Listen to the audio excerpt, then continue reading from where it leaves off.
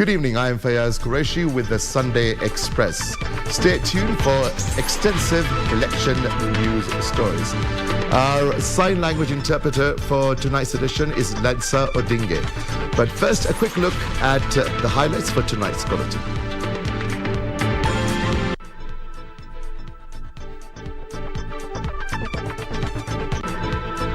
Seeking divine intervention, presidential candidates go down on their knees ahead of the duel on Tuesday. What is expected of you as a voter? The electoral body enlightens Kenyans on their obligations at the polling station. And we are watching various election observation bodies dispatch teams across the country.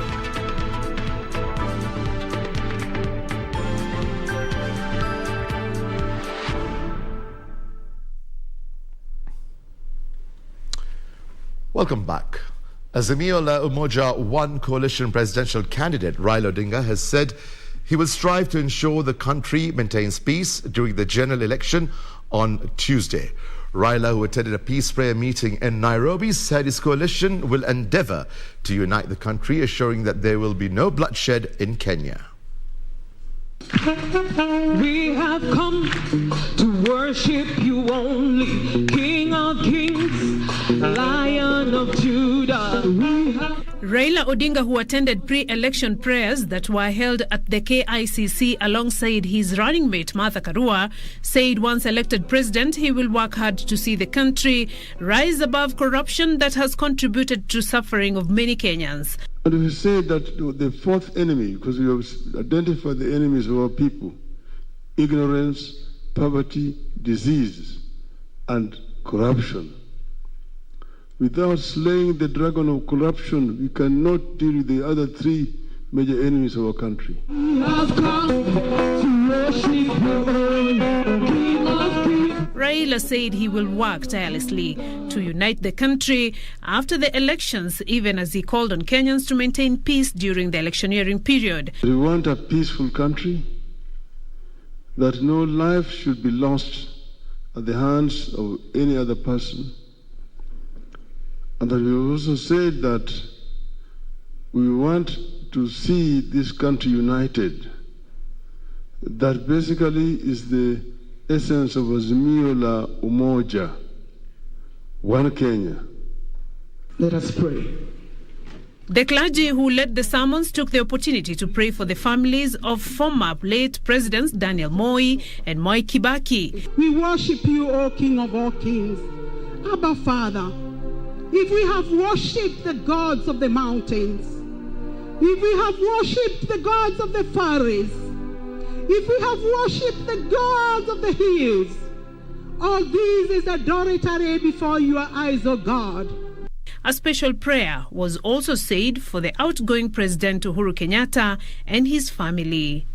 While dedicating the country to God, Azimio la Umoja One Kenya leader Raila Odinga called on Kenyans not to be divided by their political affiliations and maintain peace before and after the elections. Beatrice Gatonyengetich, Sunday Express. Deputy President William Ruto has hailed the role the church has played in uniting Kenyans ahead of the August 9th general election. Ruto, who is contesting for president in Tuesday's election, promised to work together with the church in implementing his development agenda if he wins. The deputy president also called on all political aspirants to ensure the country goes through a peaceful voting exercise. With only a day to go before the 2022 general election, United Democratic Alliance leaders have called on Kenyans and their opponents to maintain peace in the August 9th polls. Raundi hii tumeshanuka. Raundi hii tumeona mwangaza. Tumejua hakuna shida ya Mkikuyu tofauti na ya Mjaluo. Hakuna njaa ya Mkisii tofauti na ya Mkalenjin. Utakuwa jirani yako ni ndugu yako. Wakati huu tumesema hakuna kiongozi atatutumia vibaya Nairobi. We have committed to peace through our leader, Dr. William Samoei Ruto, and we encourage all Kenyans to equally commit to peace as they cast their vote. Na wakumbusha Wakenya wote katika taifa letu la Kenya wakumbuke maneno ya Mathayo 5:9 yanayosema heri wapatanishi kwa sababu wataitwa wana wa Mungu. Blessed are the peacemakers, for they will be called the children of God.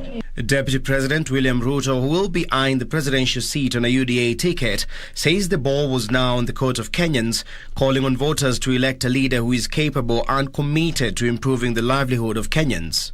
Mahali tulikutanisha uongozi na neno la Mungu ni pale kwa bottom up. Hapo kwa bottom up na wakumbusha, ukisoma Zaburi 113 verses 7 and 8, neno la Mungu linasema Mungu humtoa mtu mnyonge mavumbini, na huyo Mungu humwezesha fukara na maskini mpaka wakaketi meza moja na wafalme. The Deputy President, while speaking at a church service at the Jesus Teaching Ministry in Kayole, reiterated his intention of working with the church in safeguarding the freedom of worship by protecting religious institutions. Nataka niwashukuru sana kwa kuombea taifa letu la Kenya. Amen. Najua ya kwamba ni maombi ya Wakristo wengi na watu wa Mungu wengi katika taifa letu la Kenya ndio inatufanya tuweze kufika mahali tumefika siku ya leo kama taifa na kama viongozi.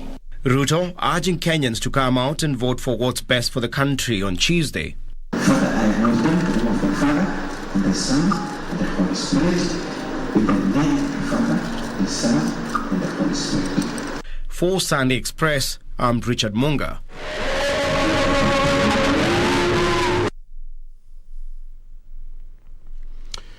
A voter is required to match each of the 6 ballot papers issued at the polling station with its designated ballot box defined by matching colors for it to be valid for counting. For instance, the presidential ballot paper, which is white, should go into the white ballot box. Each ballot paper is also supposed to be stamped at the back. These were among requirements highlighted during an election simulation exercise conducted by the Independent Electoral and Boundaries Commission aimed at ensuring a smooth process come Tuesday. This is our polling station. Late Sunday evening, with less than 48 hours to the August polls, the Independent Electoral and Boundaries Commission held an election simulation exercise. Then the next 3 clerks will issue ballot papers to the voters according to the elective positions. The simulation highlighted several possible scenarios expected across the 46,229 polling stations spread across the country. Before they are issued with the ballot papers, I must do one very important legal requirement. The assistant must be of the age of majority, must have an ID card, doesn't have to be a registered voter. Then I will ask the assistant to fill this form. It's called Declaration of Secrecy form by a person assisting a voter. So that, because she will know for which candidate this voter has voted for, she must maintain the secrecy of that choice for the rest of her life. IEBC will allow assisted voting for those physically challenged to be assisted as prescribed by the law. However, those assisting in the voting exercise have to be of legal age and preferably registered voters to vote at the respective polling station. With 2 marks, one on the small finger for having voted, another one on the thumb for having assisted. The second mark to deter repeat assists by the same individual. Dispatch of IEBC officials will commence tomorrow, Monday the 8th, a day to the elections. Key to note is that if you intend to participate in the upcoming August polls that are just less than 48 hours away, you need that document that you use to register as a voter. It could be your passport, let it be valid, or your national ID card. Without that particular document, you are going to be missing out on an opportunity to exercise your democratic right. You're watching Kenya Decides, and we are live from the National Tallying Center at the Bomas of Kenya. I'm Regina Manyara. The Intergovernmental Authority on Development, IGAD, is urging stakeholders in the August 9th general elections to ensure Kenya gets credible and peaceful elections. IGAD has deployed 24 short-term election observers to 11 counties across the country. The head of IGAD short-term election observation mission to Kenya, Dr. Mulatu Teshome, on Sunday oversaw the deployment of 24 short-term election observers to 11 counties. The observers, including representatives of electoral bodies and diplomats, are drawn from 6 IGAD member states. The team has been deployed to the counties of Nairobi, Nyeri, Uasin Gishu, Nakuru, Kajiado, Kisumu, Kisii, Kakamega, Machakos and Mombasa. We have one common interest in Africa, and it is to see a peaceful and credible election in the country, in Kenya, and a peaceful transition of power. Dr. Mulatu said that IGAD was hopeful that the Independent Electoral and Boundaries Commission would deliver a credible election. So my take is that this time around, the IEBC will be in a position to reflect the wishes of the Kenyan people in a very transparent manner. The mission will share its findings on the conduct of the electoral process, as well as recommendations for future electoral processes.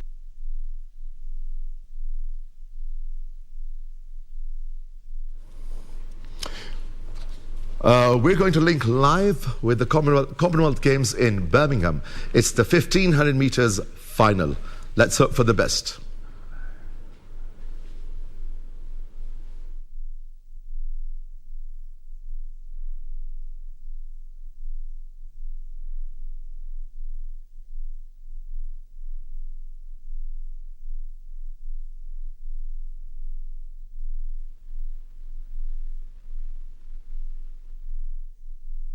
Hull has got better and better over the last few years. There she is, just next to Nanyondo. Gemma Reekie was just off the podium in the 8 last year. She's bouncing back from glandular fever. They look nervous. I've been watching them through the binoculars. There's a great sense of anticipation ahead of this final, and this is a brilliant lineup.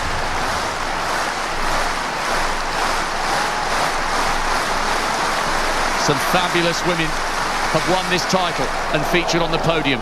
Olympic champions, world champions. Which of these 12 will be joining that wonderful list? And can Laura Muir deliver a fabulous victory for Scotland, just as Eilish McColgan did in the 10 and will hope to do later on this evening in the 5? The Commonwealth and around the world. Watching our next final here at Birmingham. And they have just about the very best seats in the house. It's the women's 1500 metre final. Here we go then. You can sense the electricity even up here in the commentary box. Kira McGeer, European bronze medalist back in 2016. 4th in Birmingham and Rome. The first Irish woman to go under 2 minutes for the 8. Katie Snowden will get a big reception. The Englishwoman, a former world youth finalist over the 800, made the semis this year in Eugene and last year at the Worlds. And listen to this. The favourite, the Olympic silver medalist, the World Championship bronze medalist, Laura Muir, aiming for history for Scotland. Edna Jevitok, a former world youth bronze medalist. She only made the semis last year. She's 20, but she's hugely talented, as is Abby Caldwell, second in the Oceanian Championships. One of 2 Australians in this field. And now to Winnie Chebet, the other Kenyan. She's been around a long time, just off the podium in Doha. Melissa Courtney Bryant, she got a bronze back on the Gold Coast. Came through as one of the non-automatic qualifiers, but she'll be pin sharp this evening. Winnie Nanyondo, a bronze in Glasgow over the 800 metres. She lines up next to Lyndon Hall. She was just off the podium in this event on home soil. Could she upgrade here thousands of miles away?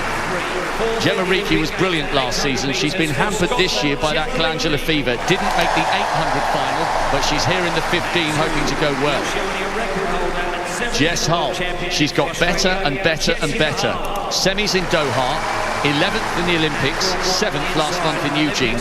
And Lucia Stafford missed out on a place in the Olympic final last year by a whisker. But she's made the big one tonight, and she will hope to ignite the Canadian fans. 5 sub-4 minute performers, a whole host of world medalists, Commonwealth medalists and European medalists. Is this the night for Muir to taste gold for Scotland? Expect the noise to grow here in the stadium. The curtain is coming down tonight on a brilliant week of athletics, and this, Tim Hutchings, is an intriguing final, and Laura Muir, the favourite, has gone straight to the back. Laura tends to do that in races where she feels she's got the measure of the field. She will just watch proceedings. The only danger is if somebody goes down and it's slow and there's a bit of barging and pushing and somebody goes down, then Laura could get caught up in that. But at the moment she's nice and relaxed there and back to the back. But 5 athletes in this field, Rob, have got personal bests under 4 minutes. There's plenty of quality in there that Laura Muir will need to be aware of. It's not a foregone conclusion that she will take this gold, even though on paper, after that brilliant medal in Eugene, she is strong favourite. It's pretty slow, about 50 seconds there at 300. And that's why it's bunched. McGeehan onto the shoulder of Jess Hull. Hull's got a great chance of getting on the podium here, the 25-year-old Australian. She's just having a look up on the big screen and glances left to the Northern Irish woman. Jevicock just had her heels clipped there. And now, oh, look at this. There's plenty of bumping and barging. Chebet was trying to come wide on the outside, and so too was Abby Caldwell. But she's decided to go back into that group. And now, Tim,